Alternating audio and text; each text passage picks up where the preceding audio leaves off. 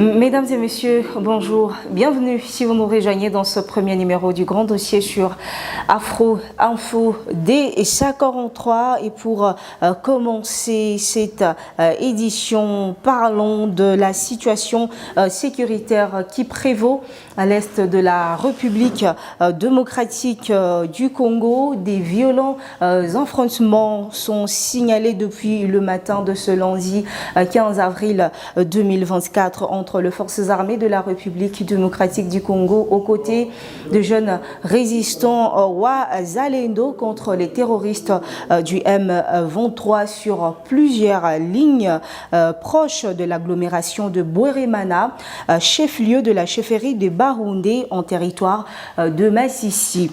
Nos sources sur place rapportent que depuis tôt le matin, que des armes lourdes et légères retentissent sur les collines de Ndumba, Kiluku et autres, surplombant le village de Kituva et Mahoma. Les terroristes du M23 qui, paraît-il, ont voulu lancer une offensive font face à la puissance de feu de forces armées congolaises et de jeunes résistants Wazalendo sur plusieurs autres axes près de Chacha.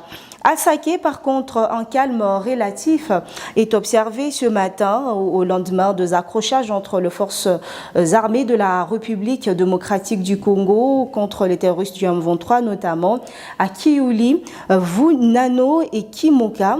Difficile toujours de savoir avec précision quelles forces qui contrôlent les antennes des Kiouli où le jeune résistant Wazalendo ont été signalés dans la soirée.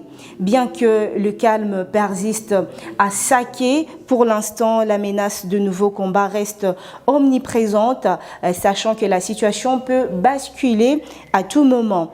Une forte détermination est émise du côté de l'armée congolaise aux côtés de jeunes résistants Wazalendo qui ont repoussé hier une attaque des terroristes M23 autour de la cité des Saké chez Madimba en chefferie de Baoundé en territoire de Massissi. Les forces armées de la République démocratique du Congo ont avancé sur la route Saké-Mouchaki après avoir imposé une perte énorme à l'ennemi. Une accalmie s'est observée notamment dans la journée d'hier sur l'axe Vunamo-Maléé, mais les armes lourdes et légères se sont fait attendre vers Rutobogo sur la route Saké-Bihombwe. Et le week-end dernier, le tribunal militaire de grande instance de Goma a condamné à mort Ndondo Ngoulou, un soldat de la 2e classe de la garde républicaine. Ce militaire jugé coupable de meurtre et dissipation de munitions de guerre a été condamné solidairement avec l'État congolais à payer des dommages et des intérêts aux familles de victimes.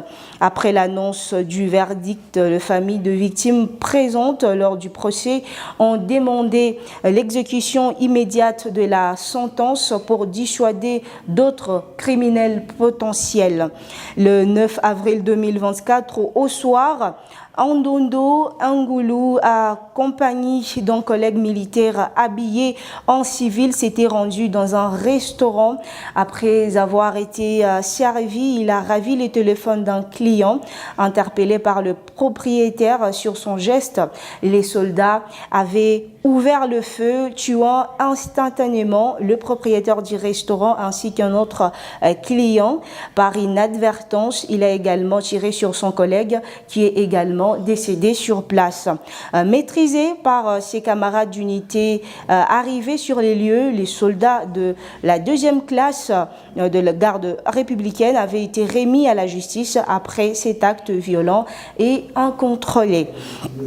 Et la société civile du secteur de Rwenzori a appelé hier dimanche 14 avril l'armée à prendre des sanctions sévères à l'encontre de soldats et de forces armées de la République démocratique du Congo soupçonnés d'être impliqués dans la criminalité urbaine et l'insécurité dans certaines localités de Béni. Meleki Moulala, responsable responsable de cette structure a dénoncé les éléments de forces armées de la République démocratique du Congo déployés dans la zone depuis un mois, les accusant d'avoir blessé par balle 3 civils le week-end dernier dans les quartiers Vimbwembwe à 40 km de Béni sur l'axe Kassindi.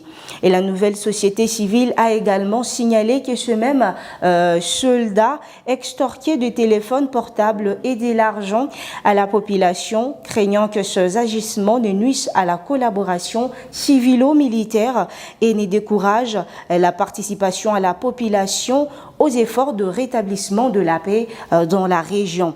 Meleki Moulaka a exhorté les responsables militaires à tout mettre en œuvre pour que le soldat auteur de ces actes soit sanctionné conformément au code pénal militaire. Il est convaincu que les sanctions exemplaires pourraient avoir un effet dissuasif sur d'autres éléments qui s'en prendraient à une population déjà traumatisée par la guerre. Meleki Moulaka, c'est le coordonnateur local de la nouvelle société civile, souligne également l'importance de renforcer la coopération entre les civils et les militaires. Il a également exprimé l'espoir que les enquêtes en cours menées en collaboration avec les autorités locales permettront d'arrêter les soldats impliqués dans ces cas.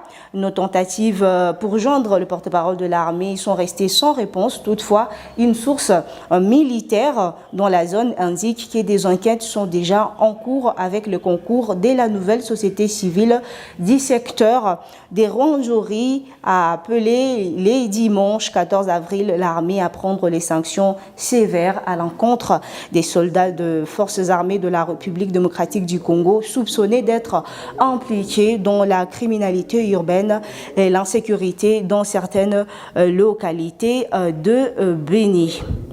Et parlons toujours de l'insécurité. Une nouvelle vient de tomber dans nos mains.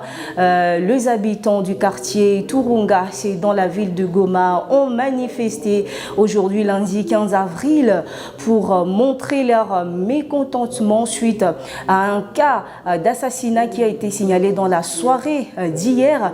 Un jeune garçon a été trouvé mort dans le quartier Turunga et c'est un quartier proche de la ville de Goma et les jeunes de ce quartier ont barricadé la route, une manière pour eux de dire non aux tueries dans leur quartier. Et il est à signaler que c'est dans les territoires de Nyiragongo.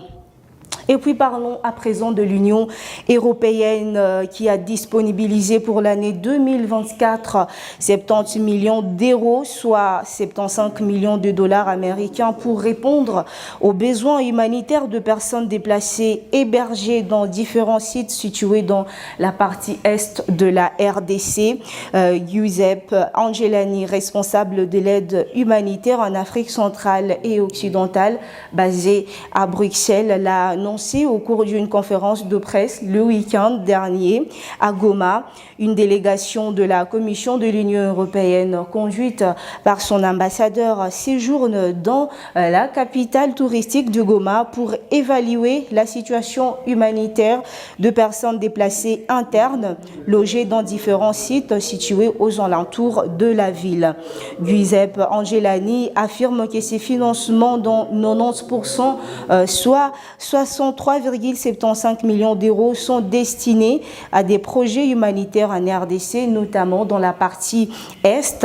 Abordant la question du désengagement de la MONUSCO, Giuseppe Angelani s'est dit inquiet du retrait de la MONUSCO dans la RDC. Il craint que ces départs puissent entraîner d'autres conséquences humanitaires. Cependant, cet officier de l'Union européenne doit être conscient de l'énorme l'énormité du besoin dont font face les personnes déplacées. Il indique que ces financements est certes comparable à quelques gouttes dans la mer parce que ne pouvons pas couvrir tout le besoin, mais qu'il n'y a jamais vraiment eu de solution aux problèmes humanitaires. La persistance de conflits armés dans l'est de la RDC n'est fait qu'accroître les nombres et les calvaires de personnes vulnérables. Sur plus de 5,7 millions de personnes déplacées en RDC, plus de 80% sont dus à des attaques et affrontements armés. 97% ont eu lieu dans l'est du pays et au moins des millions de personnes ont fui leur maison depuis janvier 2022, indique un communiqué publié par OCHA le 8 week-end dernier. Et puis, retour dans la capitale congolaise avant de clôturer cette édition. Hier, 1600 ex-Kuluna sont arrivés à l'aéroport international d'Angély après près de 2 ans de rééducation et de formation à Kanyama KCC, formés notamment à la maçonnerie et à la menuiserie. Ces jeunes seront déployés à travers le pays pour servir la nation à travers l'agriculture, la construction des écoles et des hôpitaux.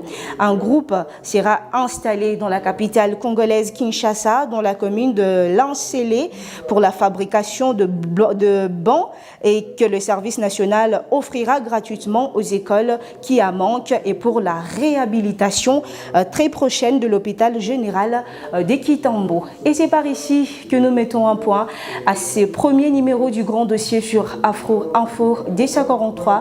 N'oubliez pas de liker pour sécuriser la vidéo. Abonnez-vous si vous êtes nouveau ou nouvelle à la chaîne.